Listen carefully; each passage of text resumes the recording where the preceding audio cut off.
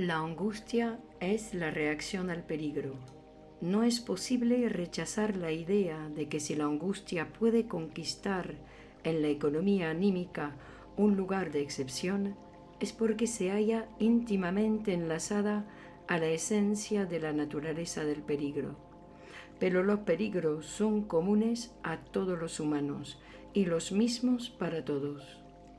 Aquello que necesitamos y no hallamos en un factor que nos explique por qué existen individuos que pueden subordinar la angustia, no obstante su singularidad, a la actividad anímica normal, o determine cuáles son los que han de fracasar en tal empresa. Toda tentativa de descubrir tal factor ha de ser acogida con simpatía de responder a una verdadera necesidad científica.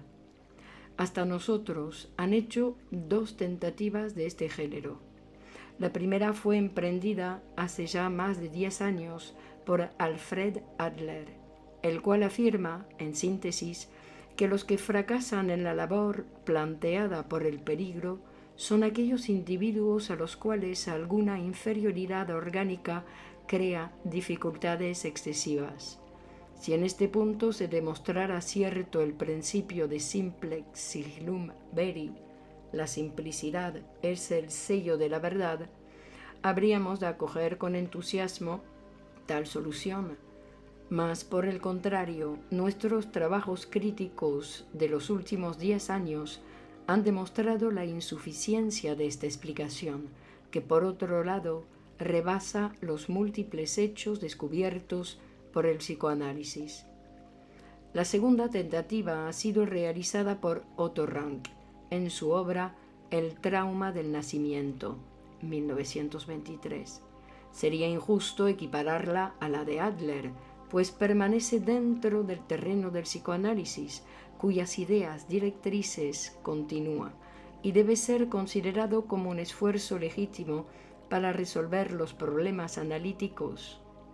En la relación dada entre el individuo y el peligro, prescinde Rank de la debilidad orgánica del individuo y se orienta hacia la variable intensidad del peligro. El proceso del nacimiento es la primera situación peligrosa y el terremoto económico por él producido se constituye en el prototipo de la reacción angustiosa. En las páginas anteriores hemos perseguido la línea de desarrollo que une esta primera situación peligrosa y primera condición de la angustia con todas las ulteriores, y hemos visto que todas ellas conservan algo común, por significar todas, en cierto sentido, una separación de la madre. Al principio solo en sentido biológico, luego en el de una pérdida directa del objeto, y más tarde en el de una pérdida indirectamente provocada de esta amplia conexión que es un indiscutible merecimiento de Rank. Ahora bien, el trauma del nacimiento afecta a cada individuo con intensidad distinta, variando con la intensidad del trauma la violencia de la reacción de angustia, y según Rank, depende de esta magnitud inicial del desarrollo de angustia el que el individuo llegue o no a dominarlo por completo algún día, o sea, el que llegue a ser normal o neurótico. No nos incumbe realizar una crítica detallada de las hipótesis de Rank, sino tan solo examinar si pueden contribuir a la solución de nuestro problema. La fórmula rankiana de que los neuróticos son aquellos individuos que a causa de la intensidad del trauma experimentado en su nacimiento no consiguen jamás derivar por reacción dicho trauma en su totalidad. Es muy discutible teóricamente. No se sabe tampoco fijamente a lo que se alude con la expresión de derivar el trauma por reacción. Tomándola en su sentido literal, llegamos a la conclusión inadmisible de que el neurótico se acerca tanto más a la curación cuanto más frecuente e intensamente reproduce el afecto angustioso. A causa de esta misma contradicción con la realidad, abandonamos nosotros en su tiempo la teoría de la derivación por reacción que tan destacado papel desempeñó en el método catártico. Situando en primer término la intensidad variable del trauma del nacimiento, no se deja lugar alguno en la etiología al influjo indudable de la constitución hereditaria. Y dicha intensidad no es en relación con la constitución, sino un factor orgánico casual, dependiente de influencias también casuales. Por ejemplo, del auxilio oportuno en el parto. La teoría de Rank prescinde por completo de los factores constitucionales y filogénicos. Por otro lado, si queremos hacer un lugar a la influencia de la Constitución, suponiendo que lo decisivo es la medida en que el individuo reacciona a la intensidad del trauma del nacimiento, habremos despojado a la teoría rankiana de toda su importancia, adscribiendo al nuevo factor por ella introducido un papel secundario. Así pues, al factor que decide si el desenlace ha de ser o no la neurosis, pertenecerá a un sector distinto, de nuevo desconocido para nosotros. Tampoco el hecho de que siendo el hombre, como los demás mamíferos, un animal vivíparo y naciendo como ellos por el proceso del parto, ostente, a diferencia de ellos, una especial disposición a la neurosis, parece escasamente favorable a la teoría de Rank. Pero la objeción más grave que puede hacérsele es la de carecer de toda base sustentadora y no apoyarse en observaciones firmes. No se ha realizado investigación alguna sobre la coincidencia del nacimiento en parto difícil y la ulterior neurosis, ni siquiera sobre si los niños así nacidos muestran con mayor intensidad o permanencia los fenómenos de angustia de la temprana infancia. Si se acepta que los partos inducidos o los fáciles para la madre significan muy probablemente para el hijo traumas graves, habrá de reconocerse igualmente que los partos graves en los que el feto llega a la asfixia tendrían que evidenciar las consecuencias afirmadas. La etiología de Rank parece presentar la ventaja de permitir una comprobación experimental, pero mientras tal comprobación no se lleve a cabo, es imposible fijar su valor. En cambio, no podemos agregarnos a la opinión de que la teoría rankiana contradice la significación etiológica de los instintos sexuales, reconocida hasta ahora en psicoanálisis, pues se refiere tan solo a la relación del individuo con la situación peligrosa y deja margen a la hipótesis de que el sujeto que no pudo dominar los primeros peligros fracasará también necesariamente en las situaciones del peligro sexual ulteriormente emergente y caerá así en la neurosis. No creo, pues, que la tentativa de Rank haya solucionado el problema del origen de la neurosis, sin que, a mi juicio, sea tampoco posible determinar por ahora en qué medida puede contribuir a tal solución. Si el resultado de las investigaciones sobre la relación de los nacimientos difíciles con la disposición a la neurosis es negativo, dicha contribución habrá de estimarse muy pequeña. Es muy de lamentar que la necesidad científica de una última causa tangible y unitaria de la neurosis haya de permanecer siempre insatisfecha. La solución ideal ansiada probablemente aún hoy en día por los médicos sería el del bacilo susceptible de ser aislado, cultivado y cuya aplicación a otros individuos provocase en ellos igual enfermedad. O también la existencia de materias químicas que produjeran o suprimieran determinadas neurosis. Pero estas soluciones del problema parecen carecer de toda verosimilitud. El psicoanálisis conduce a resultados menos sencillos y satisfactorios. No podemos sino repetir aquí cosas conocidas hace ya mucho tiempo, sin añadir nada nuevo. Cuando el yo ha conseguido defenderse contra un impulso instintivo peligroso por medio, por ejemplo, del proceso de la represión, ha inhibido y dañado la parte correspondiente de ello. Pero al mismo tiempo le ha dado una cierta independencia y ha renunciado a una parte de su propia soberanía. No es esto sino una consecuencia de la naturaleza de la represión, que es en el fondo una tentativa de fuga.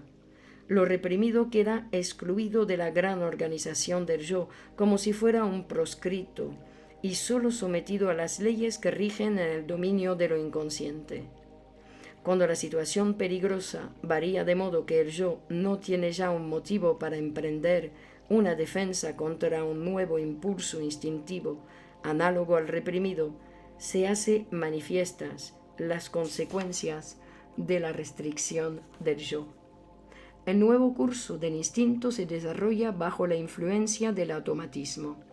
Preferiríamos decir de la compulsión a la repetición, y sigue los mismos caminos que el anteriormente reprimido, como si la situación peligrosa dominada perdurase aún. El factor que provoca la fijación es, pues, en la represión, la compulsión a la repetición inconsciente del ello, la cual normalmente solo es suprimida por la función libremente móvil del yo. El yo puede, desde luego, romper de nuevo las barreras de la represión que él mismo ha levantado, reconquistar su influencia sobre el impulso instintivo y orientar en el sentido de la modificación de la situación peligrosa el nuevo curso del instinto. Pero el hecho es que fracasa muchas veces en esta labor, no consiguiendo deshacer sus represiones. El desenlace de esta lucha depende, probablemente, de relaciones cuantitativas. En algunos casos experimentamos la impresión de que tal desenlace es forzado. La atracción regresiva del impulso reprimido y la intensidad de la represión son tan grandes que el nuevo impulso no puede por menos de seguir la compulsión a la repetición. En otros casos advertimos la intervención de un nuevo juego de fuerzas. La atracción del prototipo reprimido queda robustecida por las dificultades reales de vida que se oponen a un curso distinto del nuevo impulso instintivo.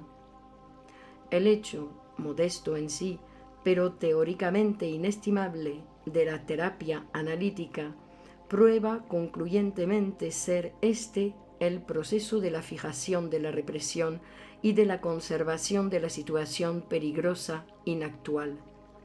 Al prestar al yo en un análisis la ayuda que le permite levantar sus represiones, recobra su poder sobre el ello reprimido y puede dejar transcurrir los impulsos instintivos como si las antiguas situaciones peligrosas no perdurasen ya. Lo que así alcanzamos se armoniza con el radio de acción general de nuestra función médica.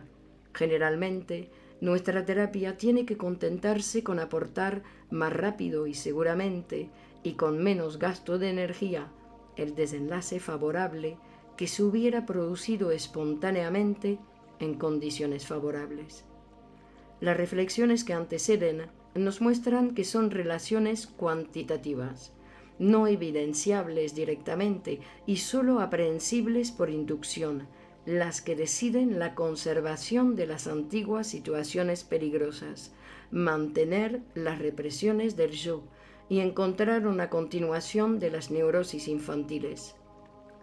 Entre los factores que participan en la causación de la neurosis y han creado las condiciones bajo las cuales miden sus fuerzas las energías psíquicas, resaltan para nosotros especialmente tres: uno biológico, uno filogénico y otro puramente psicológico. El factor biológico es la larga invalidez y dependencia de la criatura humana. La existencia intrauterina del hombre es más breve que la de los animales, siendo así echado al mundo menos acabado que éstos. Con ello queda intensificada la influencia del mundo exterior real, impulsada muy tempranamente la diferenciación del yo y del ello. Además, aparece elevada la significación de los peligros del mundo exterior y enormemente incrementado al valor del objeto, que puede servir por sí solo de protección contra tales peligros y sustituir la pérdida vida intrauterina. Este factor biológico establece, pues, las primeras situaciones peligrosas y crea la necesidad de ser amado, que ya no abandonará jamás al hombre. El segundo factor filogénico ha sido sólo inducido por nosotros, habiéndonos obligado a aceptar un hecho singularísimo del desarrollo de la libido. Hallamos, en efecto, que la vida sexual del hombre no se desarrolla continuamente desde su principio hasta su madurez, como la de los animales más próximos a él, sino que después de un primer florecimiento temprano, que llega hasta los 5 años, experimenta una enérgica interrupción, al cabo de la cual se inicia de nuevo en la pubertad, enlazándose a las ramificaciones infantiles. A nuestro juicio, debe de haber tenido efecto en los destinos de la especie humana algo muy importante que ha dejado tras de sí como residuo histórico esta interrupción del desarrollo sexual. La significación patógena de ese factor resulta de que la mayoría de las exigencias instintivas de esta sexualidad infantil son consideradas y rechazadas por el yo como peligros, de manera que los impulsos ulteriores de la sexualidad en la pubertad, que debían ser egosintónicos, corren peligro de sucumbir a la atracción de los prototipos infantiles y seguirlos en la represión. Tropezamos aquí con la etiología más directa de las neurosis y comprobamos el hecho singular de que el primer contacto con las exigencias de la sexualidad sobre el yo actúa análogamente al contacto prematuro con el mundo exterior. El tercer factor psicológico es una imperfección de nuestro aparato anímico, relacionado precisamente con su diferencia en un yo y un ello, o sea, dependiente en último término también de la influencia del mundo exterior. En consideración a los peligros de la realidad, es obligado el yo a defenderse contra ciertos impulsos instintivos, tratándolos como peligros. Pero el yo no puede protegerse contra peligros instintivos interiores de un modo tan eficaz como contra una parte de la realidad que no forma parte de él. Íntimamente enlazado con el mismo ello, no puede rechazar el peligro instintivo más que restringiendo su propia organización y aceptando la formación de síntomas como sustitución por haber dañado el instinto. Cuando entonces se renueva la presión del instinto rechazado, surgen para el yo todas aquellas dificultades que conocemos bajo el nombre de afecciones neuróticas. Por ahora, no llega a más nuestro conocimiento de la esencia y la causación de las neurosis.